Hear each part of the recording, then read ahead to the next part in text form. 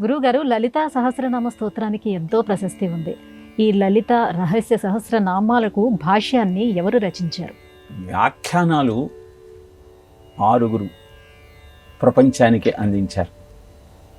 విమర్శానందనాథుడు 2000 శ్లోకాలతో లలితా సహస్రనామాలకు వ్యాఖ్యానం రచించాడు. విద్యారణ్య స్వామి వారు 1500 శ్లోకాలతో అద్భుతమైన ఆ లలితా రహస్య సహస్రనామాలకు వ్యాఖ్యానాన్ని అందించారు. భట్టనారాయణుడు 2500 శ్లోకాలతో అద్భుతమైన వ్యాఖ్యానాన్ని ప్రపంచానికి అందించాడు. శంకరుడు అనే పండితుడు అర్థతాత్పర్యాలతో లలితా సహస్రనామానికి వ్యాఖ్యానాన్ని రచించాడు.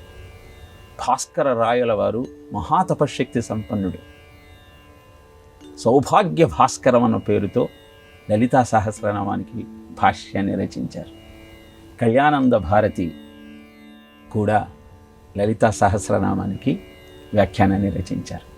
ఇలా అద్భుతమైన ఆ రహస్య నామాల యొక్క తత్వాన్ని, అమ్మవారి మాహత్యాన్ని ప్రజలందరికీ తెలియజేయాలన్న తాపత్రయంతో అనేక మంది ఈ ప్రయత్నం చేసిన భాస్కర రాయలు వారు రచించిన సౌభాగ్య భాస్కరమే ప్రామాణిక గ్రంథంగా స్వీకరించబడుతుంది.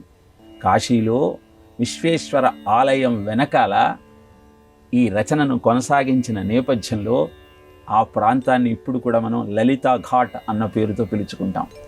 ప్రతినిత్యము విశ్వేశ్వరుణ్ణి అర్చిస్తూ ఆ తల్లి యొక్క మాహత్యాన్ని, నామాలలో దాగి ఉన్నటువంటి రహస్యాన్ని ప్రపంచానికి విశదీకరించిన మహాతపశక్తి సంపన్నుడు భాస్కర రాయలు వారు.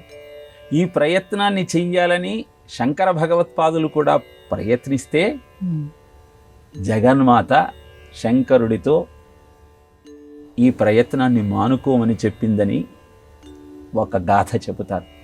ఇలా శంకర భగవత్పాదుల వారు ఏ విధంగానైతే ప్రస్థాన భాష్యం రచించారో అలానే భాస్కర రాయలు వారు కూడా దేవి మాహత్యాన్ని తెలియజేస్తూ ఆ దేవి తత్వాన్ని దేవీ ప్రస్థానత్రయ భాష్యంగా ప్రపంచానికి అందించారు. అలా లలితా రహస్య సహస్రనామాల యొక్క విశిష్టతను విశదీకరించినటువంటి భాస్కర రాయల వారి యొక్క తత్వమే ఈనాడు శక్తిపీఠాలలో అన్నింటా ప్రాచుర్యంలో ఉన్నది. ఆ తల్లిని అర్చించి ఆ తల్లి యొక్క కరుణా కటాక్ష వీక్షణాలు ఏ విధంగా అందుకోవాలో ప్రపంచానికి తెలియజేసినటువంటి మహానుభావుడు భాస్కర రాయలు.